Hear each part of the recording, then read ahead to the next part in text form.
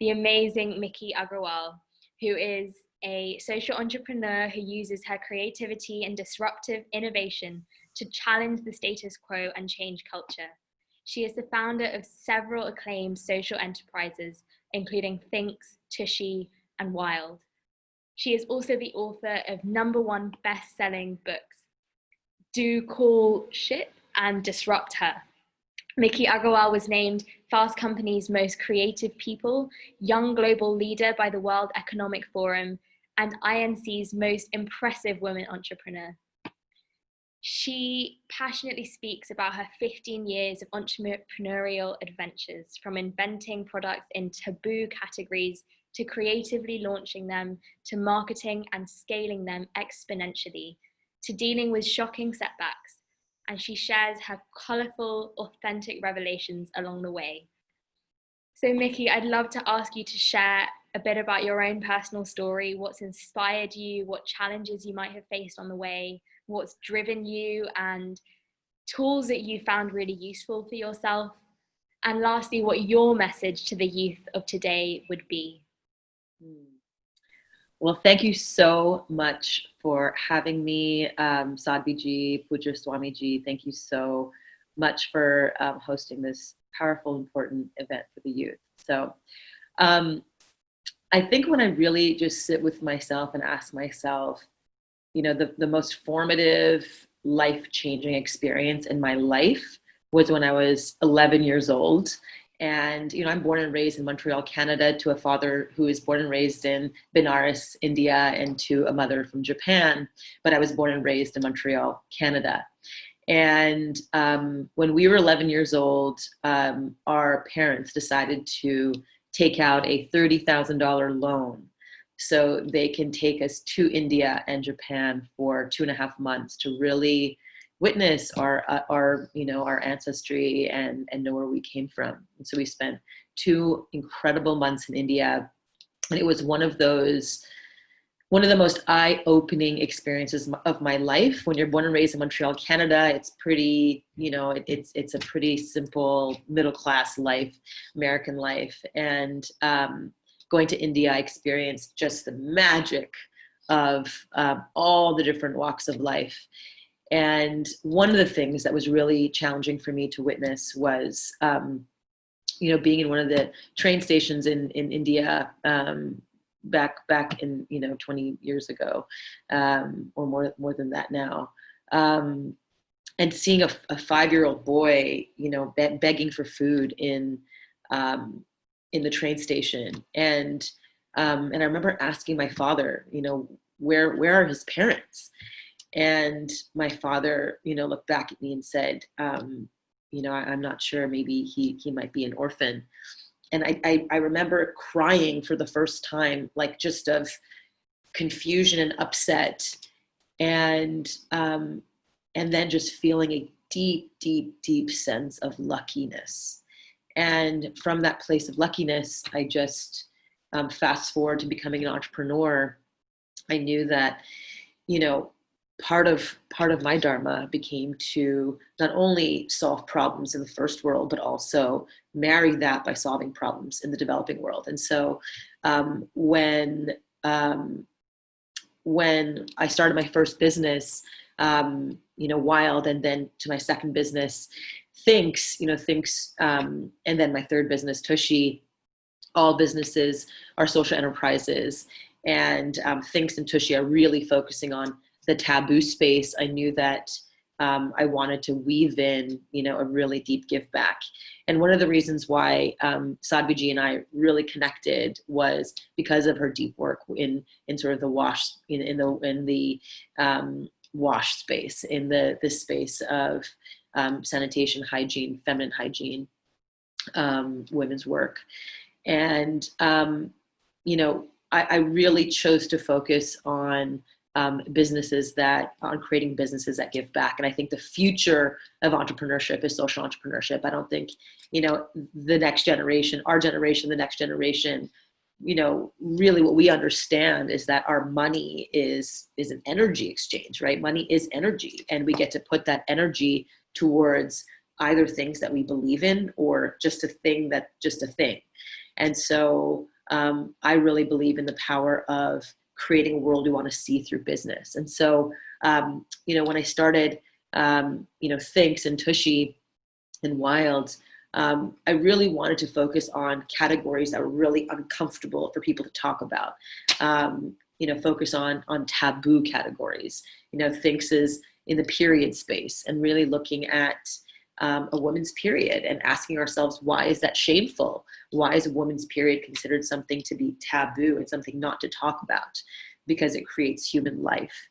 And what I was so inspired by is that the notion of business, of a product, inventing a product, can actually change the way people think about a subject matter like a woman's period. Like the fact that, our invention, a period-proof underwear that protects women, from leaks and having accidents and just really keeps it all contained in a beautiful, comfortable way. And then you could just wash it and hang dry and they work beautifully. To know that product opened up a conversation around something so uncomfortable originally in society, and really started asking the question, like, who is society? And realizing that society is created by people who are no different than any of us, but from hundreds of years ago, 100 years ago or so, and set a sort of societal standard that's just no longer valid today. And so really asking ourselves to question everything in our lives. Why do I believe this? Why am I doing something in this way? And knowing that entrepreneurship, business can be a force for good in that way. With Tushy, my current business, we are bringing bidets to America. Something that, the Indians have lotas, and in Japan, my Japanese side have those very fancy Japanese toilets. And yet in America, you're still taking dry paper and using trees to wipe your butt. And it's just sort of one of those wild things that hasn't changed here because it's taboo to talk about. Like, no one should be talking about poop or, anything that comes out of your body that smells bad. And it's just like everybody poops. And so why not do it in a way that's, really, that's good for the planet. To date, Tushy, my company, has helped save 2 million trees from getting flushed down the toilet. Right now, 15 million trees get flushed down every single year for toilet paper consumption.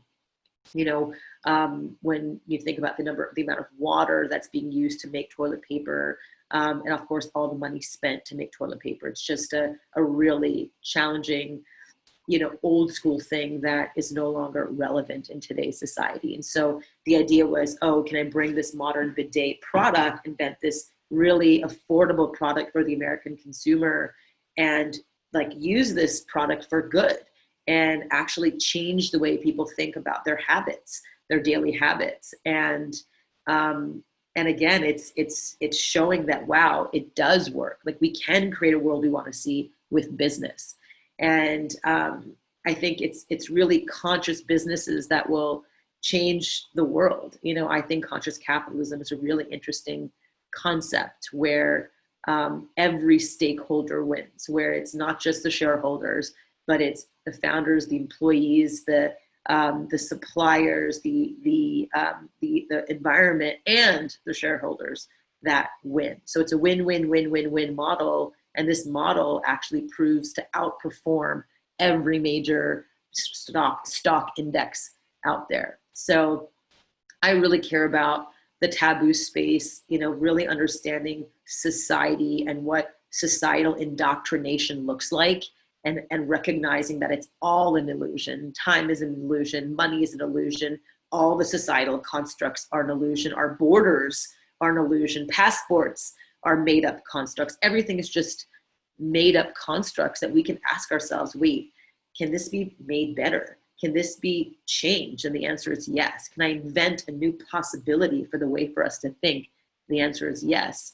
And why I'm so inspired by youth, and why I think, this next generation is so powerful, is because, in today's technologically advanced world where, you get, answers at your fingertips, things do change much faster. Things have the ability to change much faster. And the youth, just young people in general, are able to adapt to change much faster.